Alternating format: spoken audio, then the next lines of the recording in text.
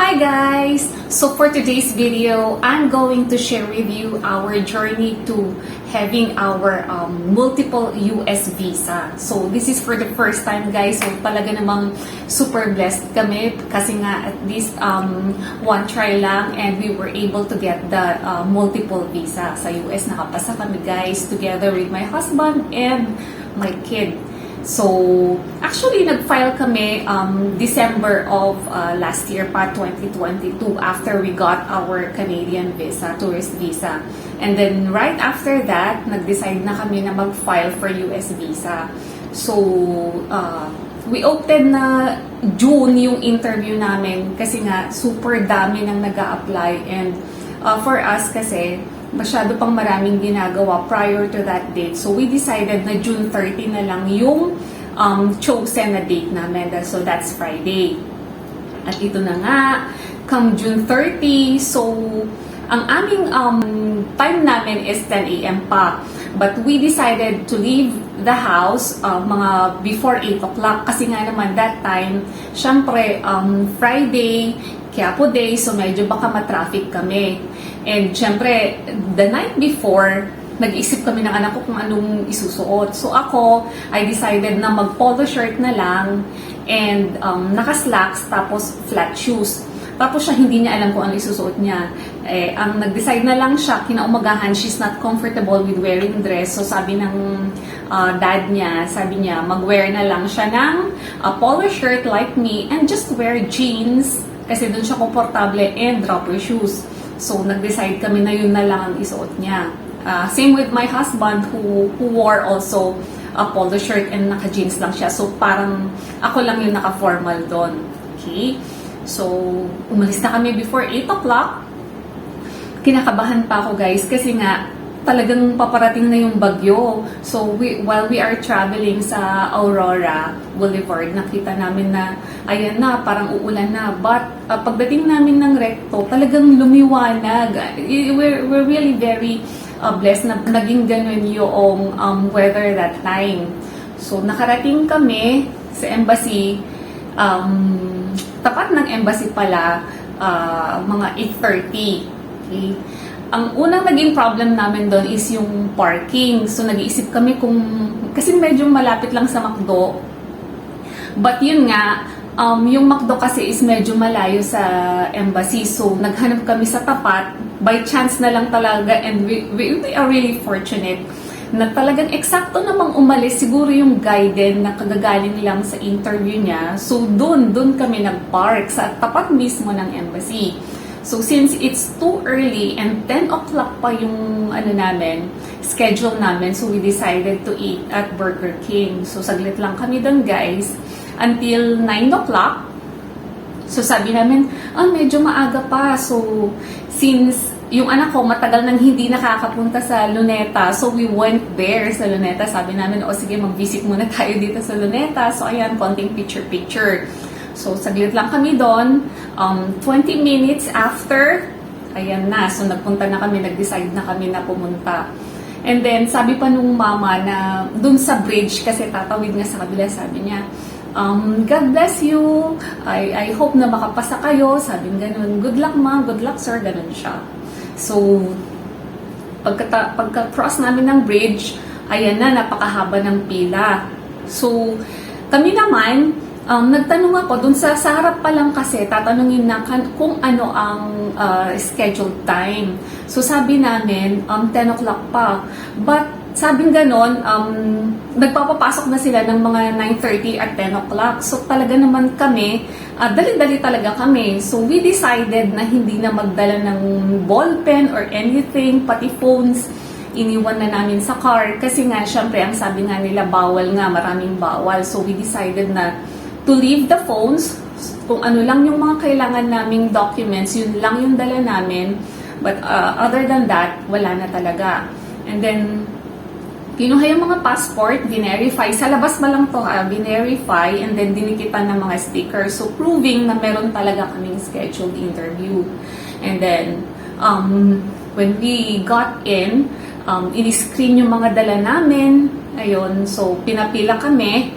So, sa first screening pa lang, tinanong na kami, she's a Filipina siya, but English yung pagkakatanong, siguro to ano na rin, para matanggal na rin yung kaba namin.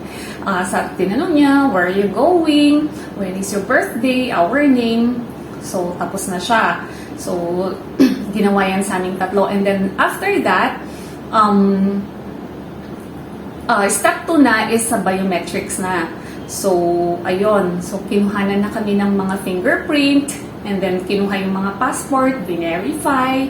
And then, while lining up, actually guys, sa step 2, sabi ng husband ko, sana doon tayo mapunta sa 21. Sabi niya ganun, sa booth 21. Kasi, feeling ko siya si Ryan Reynolds. Kasi talagang yung features niya is yung talagang kinakatakutan na Ryan Reynolds. But, yung husband ko talagang parang nabaitan siya, ganyan. So, doon sana tayo mapunta sa booth 21. So, marami kasi yon parang 20 to 24 yata.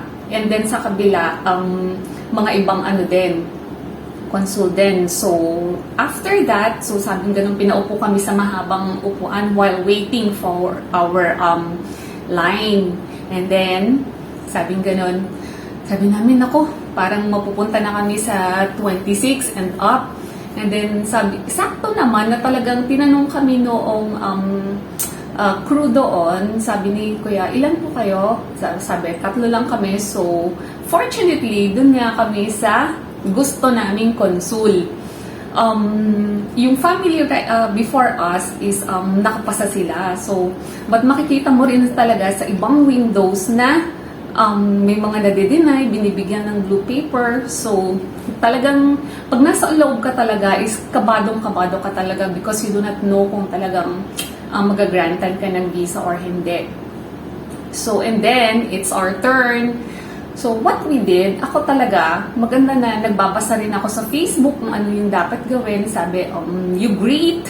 So, nag-greet ako. I said to the consul, good morning, sabi ko. And then, hi, good morning, sabi niya, your passport please, sabi niya ganon. And of course, so type siya. Where in US, ganun siya. So, sabi ko naman, San Francisco.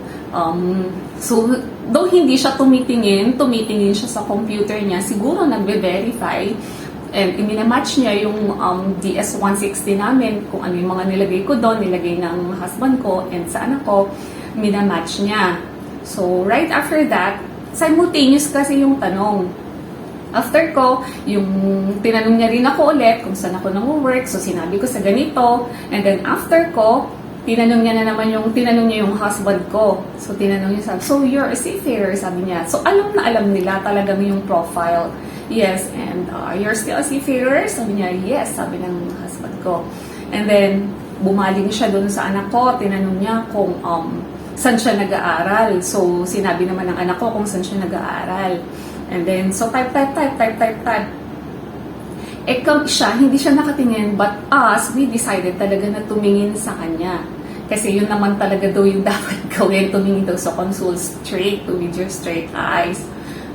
Tapos yun, bumalik siya ulit sa akin, and tinanong niya kung if we traveled not together. So, sinabi ko lahat ng countries where we travel together as a family. Siguro yun kasi yung importante, na dapat talaga makikita nila na you are family traveling together, hindi yung dadalawa lang kayo ng husband mo or yung anak mo lang. Parang tingin ko, tinitingnan nila kung paano yung gagawin, paano yung nagta-travel ba kayo talaga. And yung last question niya is, who's gonna fund our trip? So sabi ko, it's self-funded, sabi ko sa kanya. So, ayun, kinuha na niya yung passport namin, guys. And so, we are really very happy kasi you can get your passport in 2 weeks, sabi niya. So, ayun, doon na nagtapos yung ano namin, talagang we are really happy nung nakuha yung passport kasi yung katabi namin dito, talagang binigyan siya ng blue paper. So, we are just fortunate enough to be given the US visa first time namin na mag-apply. So, yun nga. So, June 30, tinignan ko na lang dun sa online kung ano na yung status. And then, after 2 days, ayun na nga, for issuance na ng US visa. So, I'll gonna show you kung ano yung visa na binigay sa amin. Actually, it's a really 10-year multiple visa naman talaga for the applicants. So lahat kami 10-year multiple visa. So there. So I hope ang tips ko lang talaga, you need to be confident. And dapat, kung ano yung nilagay nyo sa DS-160, dapat nag-jibe kung ano yung sasabihin nyo doon. And talaga namang dapat kabisado yung DS-160 because, syempre, sa sobrang haba ng fill-upan yung application, you do not know kung ano yung itatanong sa inyo.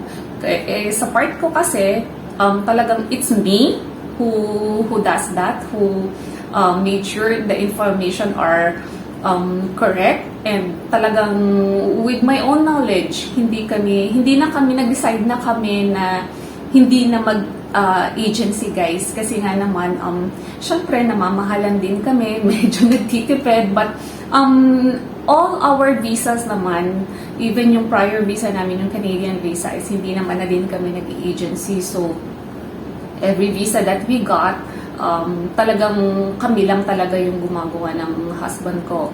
So, ayun, I hope I was able to share some tips with you and if you have comments, so just put it in the comment section para masagot ko siya. Okay, till next time! Bye!